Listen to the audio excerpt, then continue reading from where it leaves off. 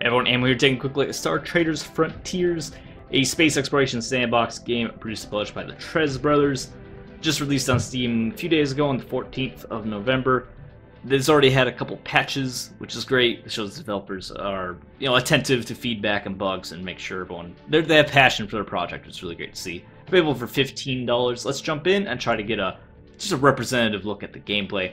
My impression is that it's a little ambitious, it's a little ugly, it's a little complicated, like the UI. Like, look at this. This is an overload of information, and this is what you see. You jump right into the game. It's pretty much what you're presented with, which can be very intimidating. But I'll try to go through it with you really quick.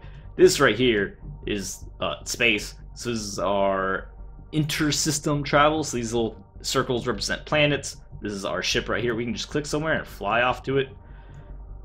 There isn't that exciting. Now we're just floating in space. From here we can go to these different planets, get services, do maintenance, complete missions, do tasks. These are wormholes and they take us between systems. When you start the game, you choose one of these factions to align yourself with, which doesn't affect the story, but it does affect which factions are doing like kind of what in the story, because wherever you're starting at kind of matters, because each faction has different numbers of different types of planets to focus on different kind of things. So if you really are into how you really want to maintain your starship, you maybe want to pick a faction that has plenty of starports versus one of the smaller factions. Maybe doesn't have many starports, but has lots of spice facilities for crew morale and activities or whatever. Just a minor consideration to have at the start, because otherwise you're thrown into the game and you're free to do as you please. Like I said, this is pretty much a screen you're initially presented with, and you are given a mission that you can ignore, or you can take it on. You're asked to escort a lady to like a court case or a terrorism case, and then that leads to gathering evidence because she denies she does it, and she's like a ranking official, and there's political considerations, diplomatic considerations. So you begin to travel around, talk to different people, learn more about the story, gather evidence, or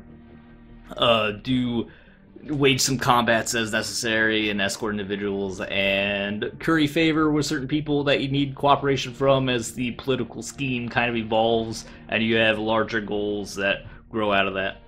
Or you can just ignore it and just heck off and do whatever the heck you want, because it's a sandbox. So here I'm currently trying to do a mission because I need favor from a character, but he doesn't like me yet because I'm in this system. But I have negative 37 reputation, so they don't like me. And I need them to like me for them to cooperate, so I'm doing missions for this guy.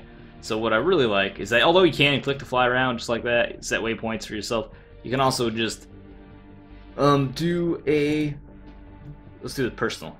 No, that's the main storyline. We're doing this thing. So we can just set the waypoint. It takes 4 jumps. Hit the navigate button, and then our helmsman just takes over, and we just sit back, relax, and fly through space. And enter a new system. Now let's go over this UI really quick. This can't be. When I first saw this, and I was like, oh my goodness, this is quite a bit. So this is our captain HP. This is our ship HP. This is the system information. So name, date. Time passes a lot. Like everything, like just that jump took like what, 2 weeks or something. Everything takes a lot of time, which can be important due to some missions have time limits. This is a faction that mainly controls the system. Reputation with that faction. The danger level, so how likely it is, how dangerous it is, self-explanatory. The types of vessels and risks that are involved in the sector. Special notes right down here, and then here's our money, cargo space, waypoints. This was contact lists, because that's one thing you develop in the game, or known galactic contacts, rumors for the system, a summary of faction politics, the atlas so you can travel around, the galactic map. Again, another layer of mapping. There's a couple layers of maps. You can speak with your officers, which is great. There you go. Thanks for the help. They give you little tips and such, which is nice. Nice little touch. You have these officers you develop. Your status, the map again, the orbital map, lots of different layers of maps, and then your fuel bar and navigation. So that is, all right. That's like the first screen you're presented with, has all that information. I found it very intimidating. By the way, we're still on our waypoint, so let's just hit the waypoint and keep flying. And then you have this over here. I hate this part. So your crew and hey, looks like we're gonna get combat right away. But that little box down there, your crew and your officers and your main character, your captain, all have skills. In space, you have like you have skill checks that pop up constantly, and you're not told what they're for or what their impacts are. It just says medical check passed, pilot check passed, pilot check passed. I'm like, I don't know what these are for or what the consequences of passing or failure are, but they're there scrolling all the time. Which does, I mean, it's nice to know that people are working and doing their jobs, but I don't really see the point of me being constantly told what's happening if it doesn't even give me any information on what's really going on. But here's our pirate. So we can go right into the combat. We're going to fight the pirate, because of course I'm going to fight the pirate. So space and ground combat are very Darkest Dungeon-esque in that, so your range, the range of view from your opponents is very significant.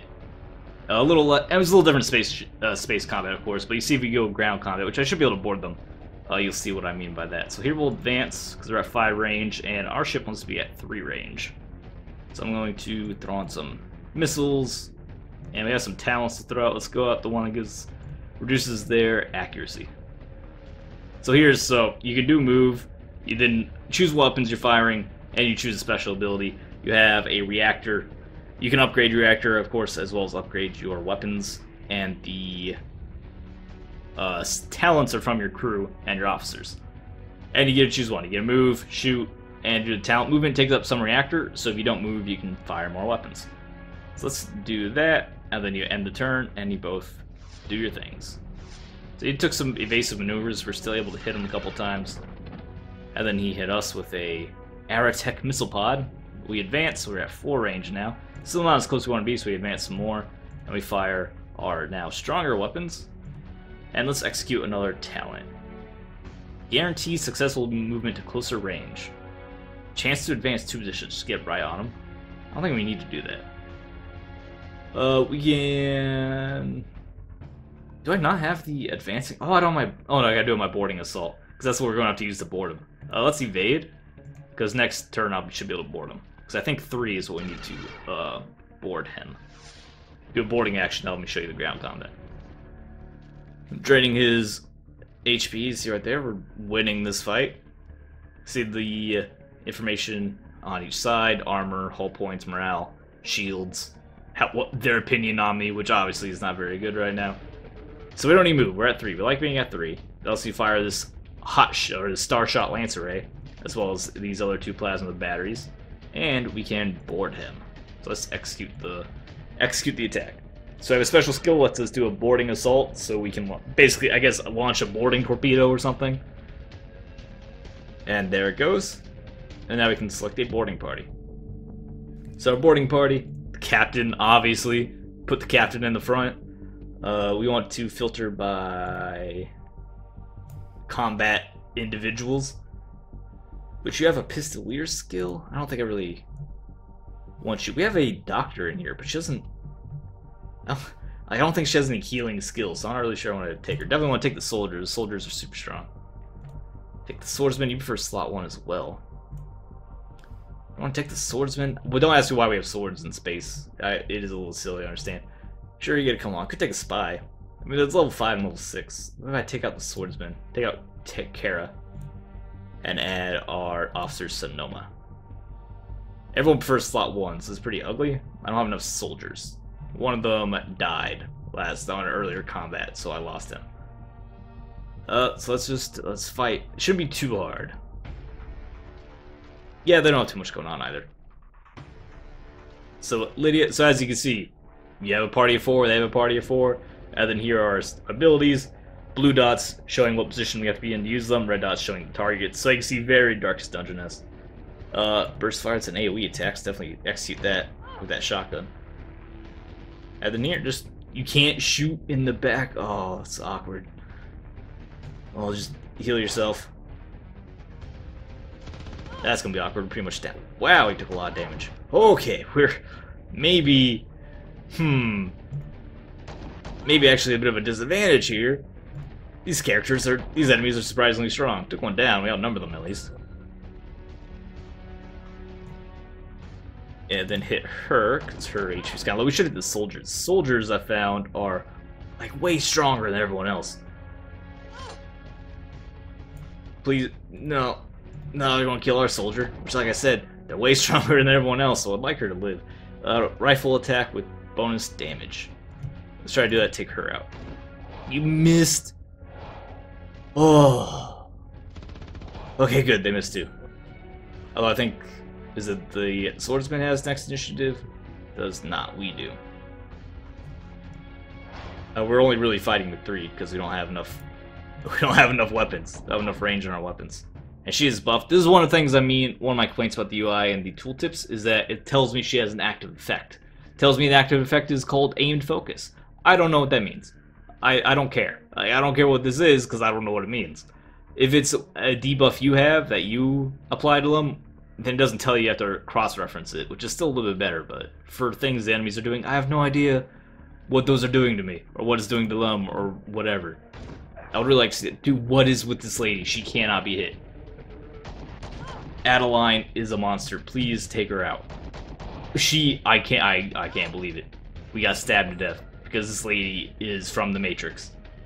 She has no HP. Thank you. Oh, well, we lost they're not necessarily dead. We're playing on a difficulty where we have death saves. There are actually quite a number of difficulties available. And the higher up you get the difficulty tree, the more likely your characters are to die once they take lethal damage. Otherwise, they get a death save and they're just wounded and they recover, and you can imagine how that is. Can you... How do I even heal yourself? Just shoot her in the face. Because our captain actually can't die at this difficulty.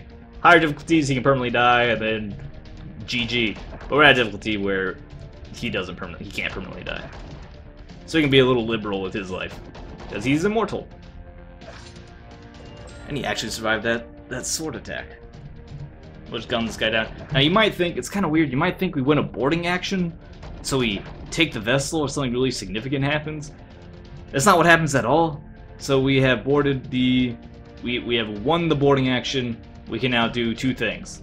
Sabotage the enemy ship and panic enemy crew, which we'll do each. And that's only cargo hold. So we can't even sabotage wherever we want.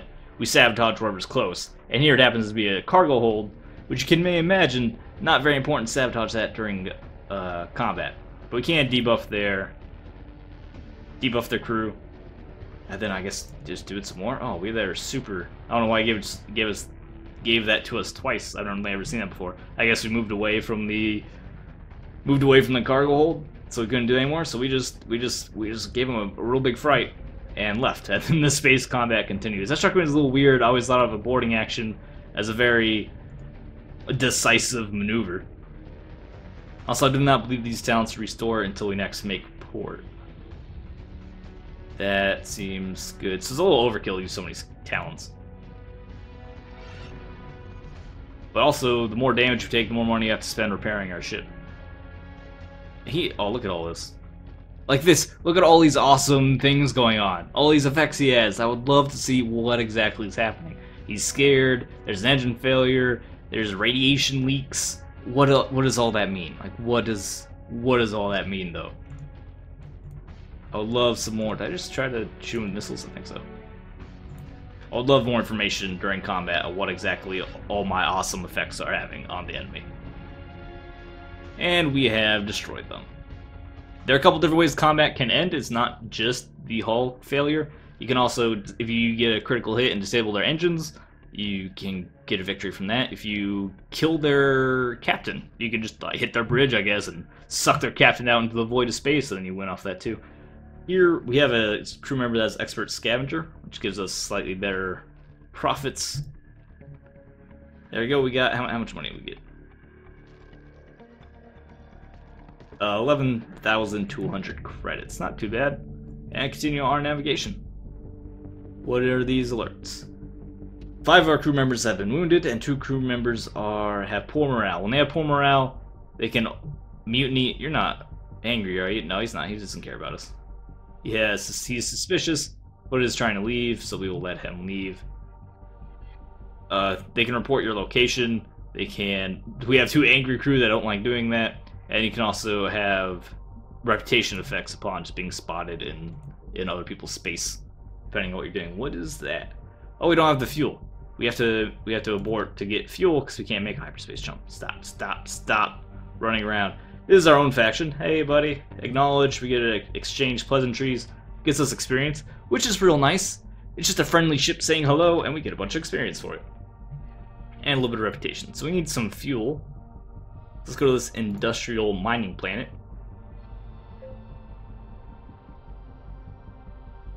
Crew mutiny. Hey, it's the first time I've actually seen this occur. We know there's a couple crew that weren't very happy. There's mutiny brewing among the dissatisfied and rebellious crew. 7 crew have banded together and are threatening an all-out revolt against the captain's authority. The crew's average morale is 49.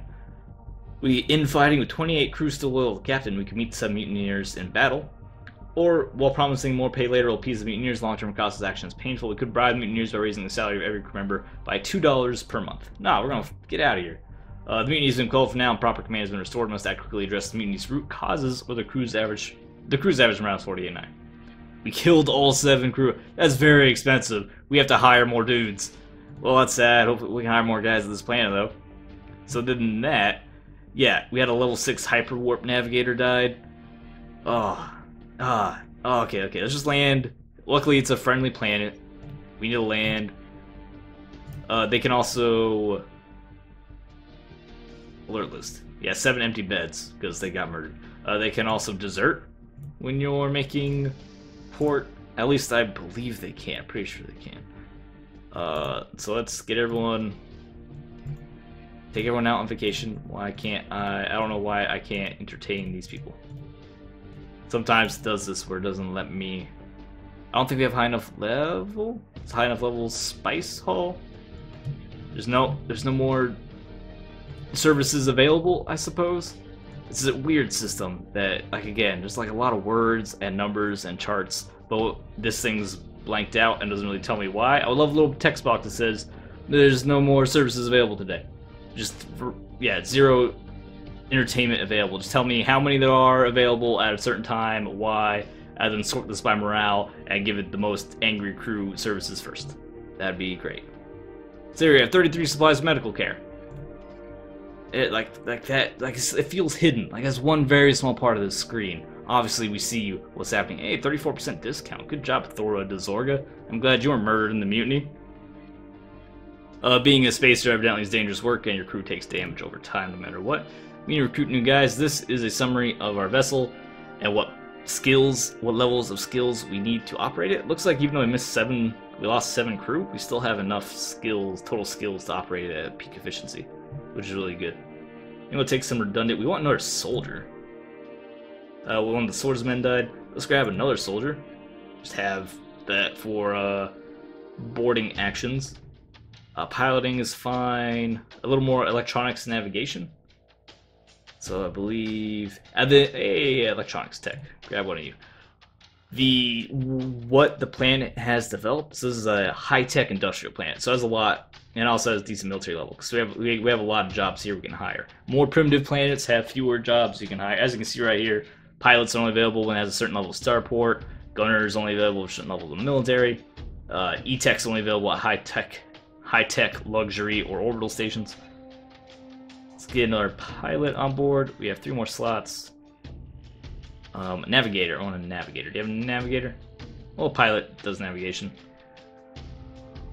So you go ahead and join. And 0 recruitments available. So we're missing 2, but we're otherwise fully staffed skill-wise. But we already refueled and repaired, right? Yes. Dry dock. Ooh, I've not seen dry dock. I've not been to a dry dock yet. They're kind of rare. We have no ships currently in... Oh, that's for if we have an extra ship, which we don't have because they're kind of expensive. Is there a new ship available? New ship. There are some new ships available. They look super cool. Our ship's probably on this list. Yeah, the Guardian Interceptor. So it's like a mid-range ship. And this is the ship. This is the starting ship. I kind of almost feel like you should start with a cheaper ship. Because I don't know what's the point of having a bunch of cheap, small ships if the ship I start with is already way better than they are. It seems like most of the development time should be going into upgraded ships, not ships that are junk. It just seems kind of weird, because here it's like the 4th most expensive ship on this list. Most of the ships are cheaper ships that I wouldn't want to downgrade to. They would be downgrades, wouldn't they? It seems weird. I guess we can have multiple ships.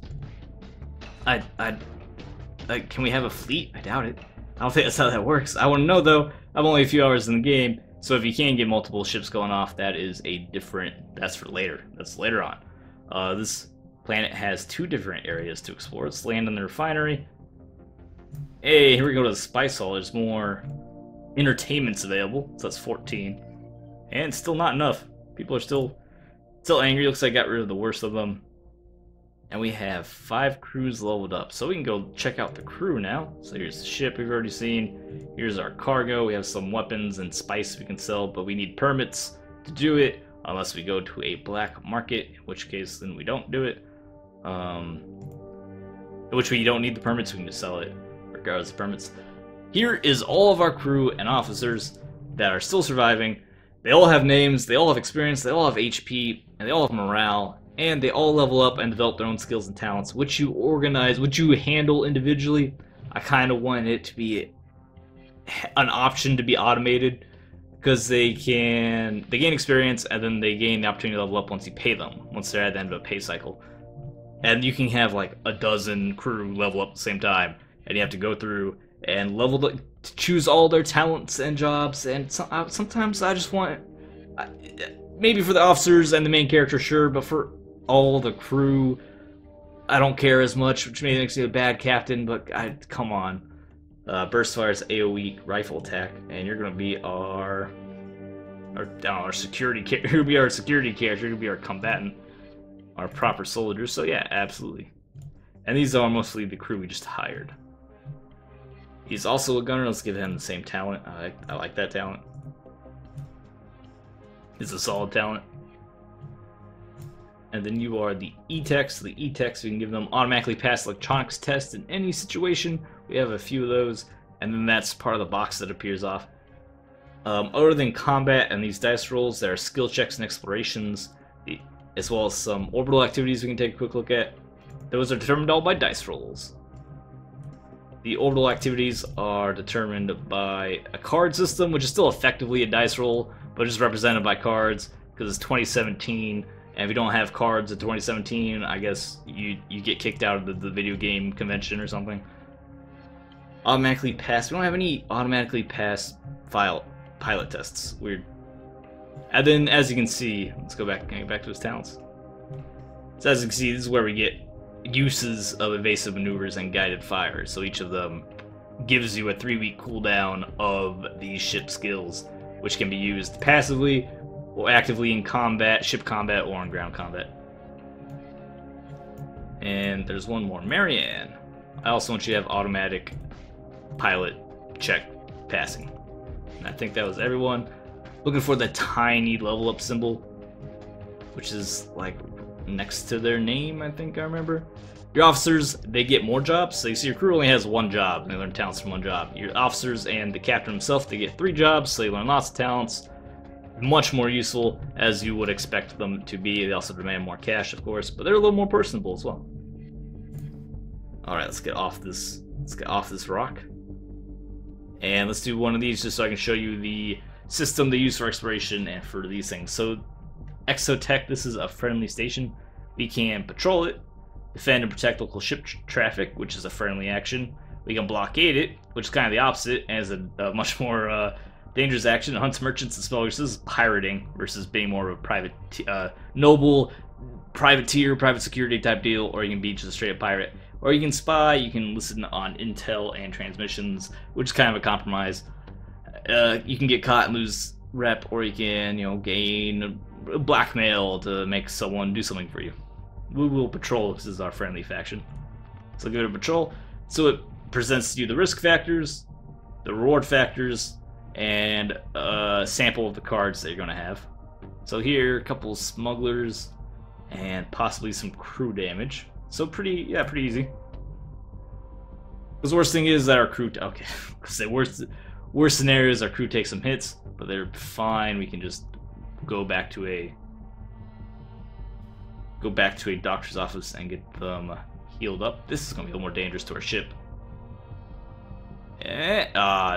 Ship damage. But we successfully passed the test, so we prevented any major damage.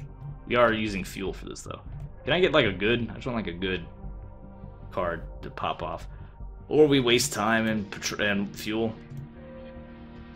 Okay, we have no. Come on, diddly mistake. We successfully passed electronics test though. which is another dice roll. Lots of dice roll.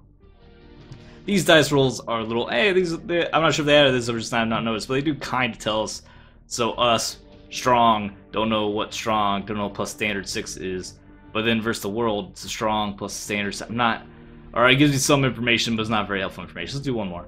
I feel invested now. I want a good roll. Looks like we're just not going to get a good roll, and we are taking a little bit of damage. So we'll just leave. But that's how that works. You can do that pretty much ad infinitum until you run out of fuel, or you blow up, or you just get done wasting your time.